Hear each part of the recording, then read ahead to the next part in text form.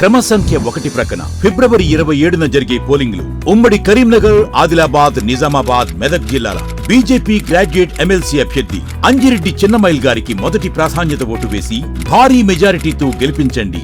ప్రశ్నించే గొంతును శాసనమండలికి పంపి గ్రాడ్యుయేట్ల గొంతును బలపరచండి. ఈరోజు ఎంఆర్ఎఫ్ అంకెన్పల్లికి ఒక ప్లాంట్కి సంబంధించినటువంటి ఉద్యోగస్తులందరూ కూడా ఇక్కడ ఒక వేదికగా మీ పోరాటాన్ని వ్యక్తం చేస్తూ ఉన్నారు.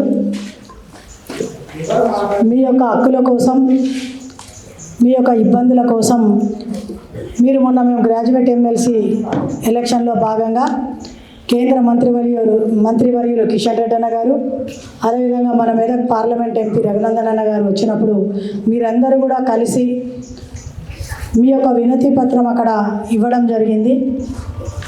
తప్పకుండా భారతీయ జనతా పార్టీ రాష్ట్ర పార్టీ, అదేవిధంగా మన ఎంపీ గారు, అందులో మేము కూడా జిల్లా పార్టీ తరఫు నుండి కూడా మీ అందరికీ అండగా ఉండి మీ పోరాటంలో భాగం పంచుకుంటాము. ఏది ఏమైనప్పటికీ కూడా మీ వెంట ఉంటామని చెప్పడం జరిగింది.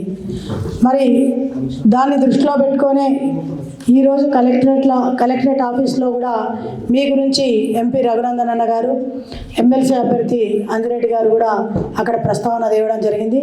మీ గురించి మాట్లాడి చెప్పడం జరిగింది. ముందు వారికి చెప్పారని చెప్పి కూడా తెలియజేయడం జరిగింది. దాని మీద ఈరోజు కలెక్టరేట్ ఆఫీస్లో కూడా ఆలోచన చేస్తూ ఉన్నారు. తప్పకుండా మిమ్మల్ని రిటర్న్ బ్యాక్ తీసుకోవాలి, మీకు పర్మనెంట్ చేయాలనే ఒక ఆలోచనలో ఈరోజు కలెక్టరేట్ ఆఫీస్లో కూడా ప్రస్తావన జరుగుతూ ఉంది. అందరూ కూడా ఆలోచిస్తూ ఉన్నారు.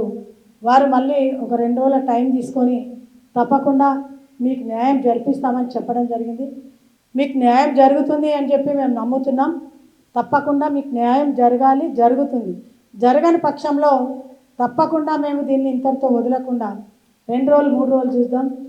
కమిషనర్ గారు మనకేం చెప్తారు, కలెక్టరేట్ ఆఫీస్ నుంచి ఏమి వాగ్దానం వస్తుంది, ఏ విధంగా వాళ్ళు స్పందిస్తారో చూసి తప్పకుండా మళ్ళీ మనకు 2 రోజులు 3 రోజులు టైం చూసి ఒకవేళ వాళ్ళు స్పందించని పక్షంలో, మనకు న్యాయం జరగని పక్షంలో తప్పకుండా భారతీయ జిల్లా పార్టీ కూడా మీకు అండగా ఉండి మీతో పాటు మేము ఉంటామని చెప్పి ఈ సందర్భంగా మీకు వాగ్దానం చేస్తూ మాటిస్తున్నాను.